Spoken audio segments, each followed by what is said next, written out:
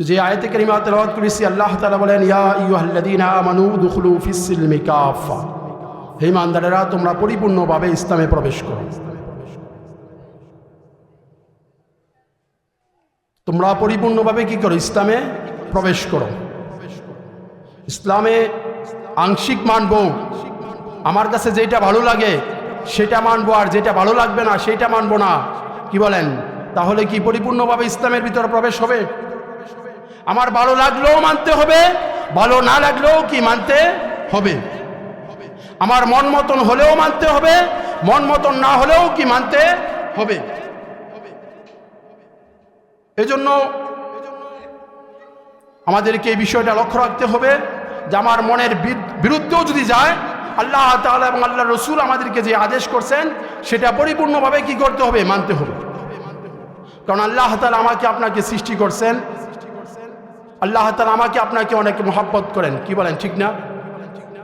আল্লাহ তাআলা যদি আমাকে আপনাকে মহব্বত না করতেন, তাহলে আমরা যেই পরিমাণ গুনাহ করি, একটা সেকেন্ড এই পৃথিবীতে থাকার আর কি নাই, কোনো ব্যবস্থা নাই।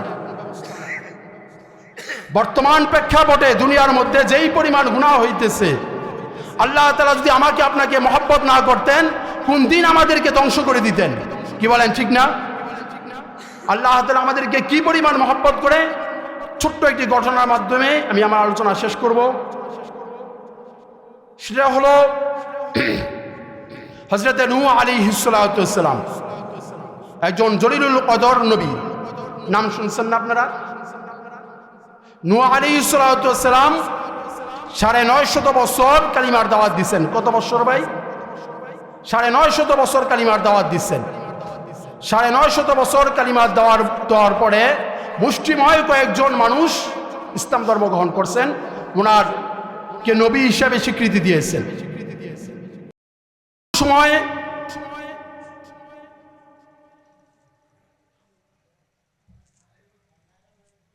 দাওয়াত দেওয়ার পরে মাত্র কয়েকজন মানুষ ইসলাম ধর্ম গ্রহণ করেছে। আল্লাহ তাআলা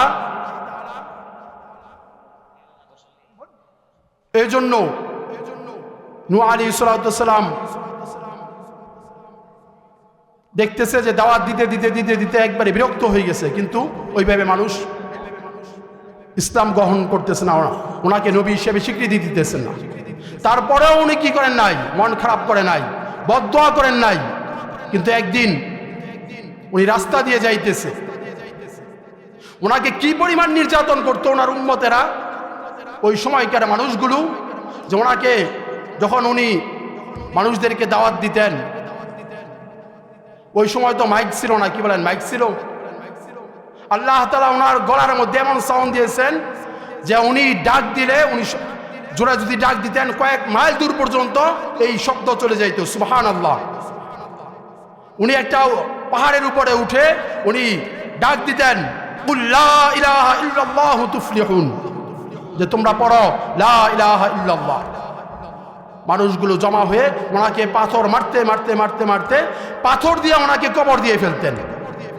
উনি যখন বেহুশ হয়ে জমিনের মধ্যে পড়ে যাইতো, তারপরে ওনার উপরে কি করতেন? পাথর মারতেন। একবারে ওনার পুরা শরীর এই পাথরের ভিতরে চলে যাইতো। কিছুক্ষণ পরে হযরত জিবরাইল আলাইহিস সালাম এসে এই পাথরগুলো সরায়া ওনাকে আবার আল্লাহ তাআলার হুকুমে জিবরাইল আলাইহিস সালাম ওনার শরীর মেসেজ করে দিতেন, আবার পরিপূর্ণ সুস্থ হয়ে যাইতেন, সুবহানাল্লাহ। তো নূহ আলাইহিস সালাম আবার বলতেন যে আগামীকাল আমার কি কাজ? জিবরাইল আলাইহিস সালাম বলতেন যে আপনার আগামীকাল একই কাজ, অর্থাৎ আপনি আগামীকালও কি করবেন? এই কালিমার দাওয়াত দিবেন। এইভাবে ৯৫০ বছর দীর্ঘদিন দাওয়াত দেওয়ার পরে উনি কোনোদিন উম্মতের জন্য বদদোয়া করেন না। কিন্তু এক সময় উনি বদদোয়া করলেন। সেই সময়টা কি? একদিন হযরত নূহ আলাইহিস সালাম রাস্তা দিয়ে যাইতেছেন, একজন দাদা আর একজন নাতিন যাইতেছে। নাতিনের বয়স ৮-৯ বছর।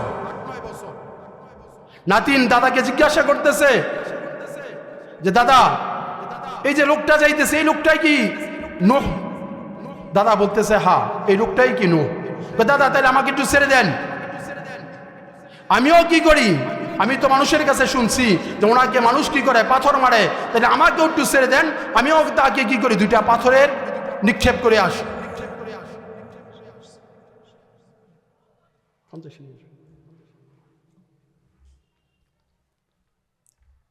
আমি কি করি, পাথর নিক্ষেপ করি। যখন ছেড়ে দিচ্ছেন, ওই বাচ্চা যে নূহ আলাইহিস সালামকে পাথর মারলেন, ওনার কপাল ফেটে গেছে, রক্ত ঝরতেছে। আর আগেও তো মারছে, কি বলেন, বেহুশ হয়ে জমিনে পড়ে গেছে, শরীর দিয়ে তীরের মতন রক্ত বাইর হয়েছে, তারপরেও কি করেন নাই, কোনোদিন বদদোয়া করেন নাই। যখন এই ছোট্ট বাচ্চাটা ওনাকে আঘাত করছেন, তখন সঙ্গে সঙ্গে উনি আল্লাহ তাআলার কাছে বদদোয়া শুরু করে দিলেন। আল্লাহ, এতদিন পর্যন্ত তো আমি একটা আশা ছিল, আমার একটা আশা ছিল যে যারা মুরব্বী তারা যদি আমার ধর্ম গ্রহণ না করে, যারা পরবর্তী জেনারেশন যারা আছে তারা হয়তো আমার ধর্ম কি করবে, গ্রহণ করবে। ওগো আল্লাহ, এখন দেখতেছি তারাও কি করবে না, আমার ধর্ম গ্রহণ করবে না। অতএব ও আল্লাহ, এই জমিনের মধ্যে আরেকটা কাফের মুশরিককেও কি করো না, অবশিষ্ট রাখিও না, সবাইকে কি করো, তুমি ধ্বংস করে দাও। বুঝছেন সবাই বিষয়টা? আল্লাহর পয়গম্বর হযরত নূহ আলাইহিস সালাতু ওয়াস সালাম যখন আল্লাহ তাআলার কাছে দোয়া করলেন, ওগো আল্লাহ তাআলা, এই জমিনের মধ্যে আরেকটা কাফের মুশরিকের বাড়িও তুমি অবশিষ্ট রাখিও না। আল্লাহ তাআলা হযরত নূহ আলাইহিস সালাতু ওয়াস সালামের এই দোয়াকে কবুল করে নিলেন। আল্লাহ তাআলা বন্যা দিয়ে সমস্ত কাফের মুশরিকগুলোকে ধ্বংস করে দিলেন। যখন ধ্বংস করে দিলেন, ধ্বংস করে দেওয়ার পরে এই পৃথিবীতে আর কোনো কাফের মুশরিক নাই। এখন মুষ্টিময় কয়েকজন মুসলমান বসবাস করতেছে। আল্লাহ রাব্বুল আলামিন হযরত নূহ আলাইহিস সালাতু ওয়াস সালামকে বললেন, ওগো আল্লাহর পয়গম্বর, ও আমার নবী, ও নূহ, আপনি এক কাজ করেন, আপনি কিছু হাড়ি পাতিল, মাটির কিছু হাড়ি পাতিল বানান। হযরত নূহ আলাইহিস সালাতু ওয়াস সালাম আল্লাহ তাআলাকে জিজ্ঞাসা করলেন, ওগো আল্লাহ রাব্বুল আলামিন, কি পরিমাণ হাড়ি পাতিল বানাবো? আল্লাহ তাআলা বললেন, আপনি বানাইতে থাকেন বিশাল এক মাঠ। এই মাঠের মধ্যে মাটির হাড়ি পাতিল বানাইতে বানাইতে মাঠ ভরে ফেললেন। আল্লাহ তাআলা বললেন, এই হাড়ি পাতিলগুলোকে আপনি রক্ষণাবেক্ষণ করবেন, হাড়ি পাতিলগুলোকে কি করবেন, আপনি হেফাজত করবেন, যাতে রোদের মধ্যে ফেটে না যায়, বৃষ্টিতে যেন ভিজে নষ্ট না হয়, কুয়াশাতে যেন নষ্ট না হয়, আপনি এটা কি করবেন, হেফাজত করবেন। আমার কথা বুঝতেছেন তো সবাই নাকি? হুজুর আসলেই আলোচনা শেষ করে দেব। হুজুর রাস্তায় জামে আছে, এই জন্য একটু সময় নিতেছে আর কি। তো হাড়ি পাতিলগুলো এরকম ভাবে নষ্ট যেন না হয়, দীর্ঘ 1 মাস উনি এগুলাই হেফাজত করলেন। যখন এইগুলাই সুন্দরভাবে শুকিয়ে গেছে, শুকিয়ে যাওয়ার পরে একদিন আল্লাহ তাআলা নূহ আলাইহিস সালামকে বলতেছে, ও পয়গম্বর, আপনি হাতের মধ্যে একটা লাঠি নেন। হাতের মধ্যে লাঠি নিলেন, এই যে আপনি এই বিশাল বড় মাঠ, এই মাঠের মধ্যে যে হাড়ি পাতিলগুলো বানাইছেন, এই হাড়ি পাতিলগুলো আপনি কি করেন, ভেঙে ফেলেন। একটা হাড়ি পাতিলও যেন অবশিষ্ট না থাকে, সমস্ত হাড়ি পাতিল ভেঙে ফেলেন। আল্লাহর হুকুম, উনি পুরা মাঠের যত হাড়ি পাতিল ছিল সমস্ত হাড়ি পাতিল ভেঙে ফেললেন। হাড়ি পাতিল ভাঙার পরে নূহ আলাইহিস সালামের মনটা খারাপ। হায়রে, এই 2 মাস কষ্ট করে এই হাড়ি পাতিলগুলো বানাইলাম, মেঘে যেন নষ্ট না হয়, বৃষ্টিতে যেন নষ্ট না হয়, কুয়াশায় যেন নষ্ট না হয়, এইগুলাই হেফাজত করলাম, আর আল্লাহ তাআলা আজকে বলতেলেন যে ভেঙে ফেলার জন্য। বুঝলাম না। আল্লাহ রাব্বুল আলামিন হযরত নূহ আলাইহিস সালামকে ডাক দিয়ে বলেন, ও পয়গম্বর, আপনার মনটা কি খারাপ নাকি?